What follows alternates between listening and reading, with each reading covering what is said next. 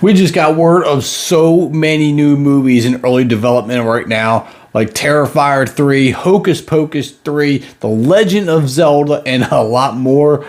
Let's talk about it. First one I'm going to talk about is Hocus Pocus 3. This was announced just a couple days ago. I did make a short about it, but if you're not into shorts, you probably didn't see it. But Hocus Pocus 3 is officially in the works at Disney in early development, and this one, I'm sure there's going to be some mixed reviews on this because Hocus Pocus 2 had a lot of mixed reviews. Some loved it, some hated it. I guess it all depends on your taste. They're never as good as the original. Let's not put that expectation out there. But I will say this. If you didn't like Hocus Pocus 2, you're probably not going to like Hocus Pocus 3. Reason being, we're getting the same director and the same writer doing the third. Now, Anne Fletcher was the director. She is returning to do the third, and Jen D'Angelo wrote the script for part 2, and again, she's returning for the third. So something tells me we're going to get the same feeling from the third as we did in the second, and honestly, I didn't hate the second. I thought it was entertaining. I definitely did not think it was as good as the first. It was okay. It was fun. It was enjoyable. I enjoyed the new characters. The Sanderson sisters were all back to reprise their roles, which is kind of a key component here. And I thought overall it was well done. Could it have been better? Could we have made some tweaks? Sure. Maybe they'll make those tweaks in the third. The question is, what kind of plot are we going to get for the third? Because we don't know yet. Now, I did have a subscriber hit me up with a plot theory that I thought was pretty interesting, in that Hannah Waddington's character as Mother Witch would return, and she would probably play the villain in this one, and maybe Becca and her friends are trying to defeat her but need the help of the Sanderson sisters, so they light the other black flame candles to bring them back and help them defeat Mother Witch. It's an interesting theory. I like it. I think it could work.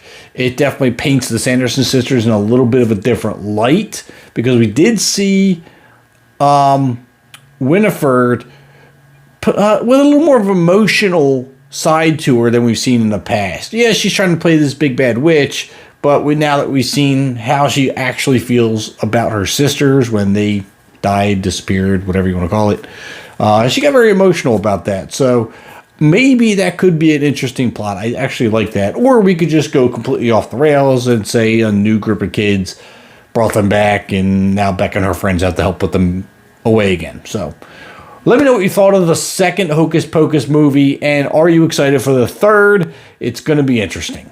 Now, the next movie in early development that we're going to talk about is going to be Terrifier 3. Now, I haven't seen the second, so I don't really have a valid input for this, but if you have seen the second, let me know what your thoughts are on it. Terrifier 3 is actually a low-budget film. I'm not sure you're aware how low budget it actually is, but it's super popular. The first movie that was in 2018 only had a budget of $35,000, which is kind of mind-blowing. And then we come to Terrifier 2, who almost doubled the budget at $50,000, but because of the popularity of the first, it had some private investors that bumped the budget up to $250,000, which is pretty substantial from the first one, but still lower budget compared to some of the other bigger production films out there. So with $250,000, I heard the movie was really good and really gory, so props for that. The question is, does it justify a third movie? Now, director Damien Leone had this to say: it's getting so big that I could potentially split it into a part 4, because he wouldn't want to make another 2-hour and 20-minute movie.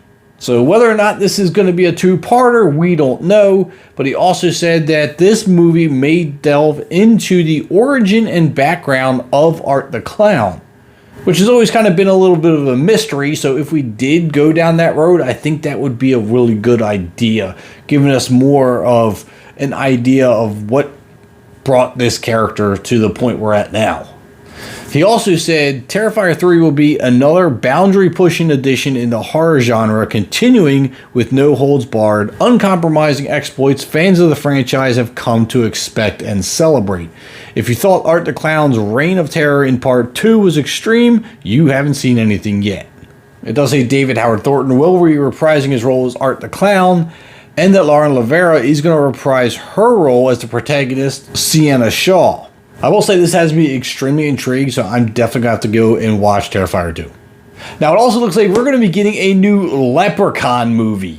Now, there are 8 of these already. I absolutely, for some reason, love the Leprechaun. I haven't seen all 8, I will fully admit, but I've seen a handful of them. I think I've seen 4 of the 8.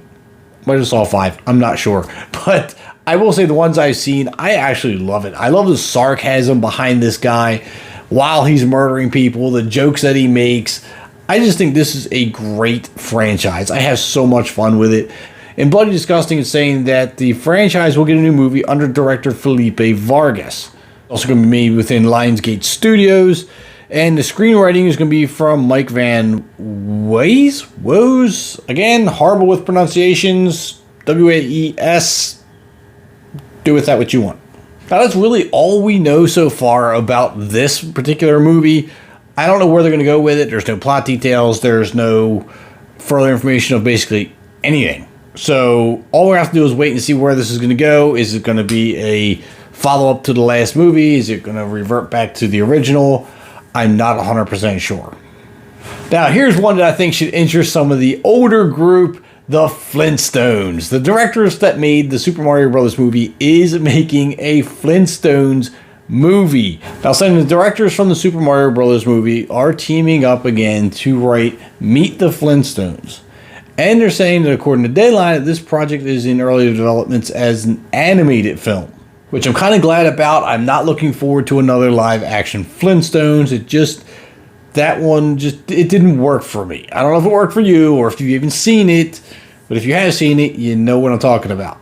It also does continue saying that Meet the Flintstones will serve as an origin story, and that likely the project could involve Fred and Wilma meeting, falling in love, and beginning the family. It could also involve the early days of friendship between Fred and Barney, and possibly the creation of Bedrock. So we're talking real early in this franchise.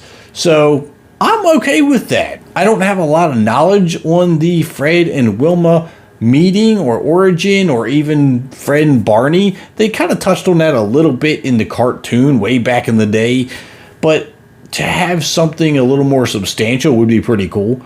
I don't know if you're a fan of the Flintstones or if you don't even really care to see this movie or have no interest in it, but let me know down in the comments if the Flintstones origin story would be something that would interest you.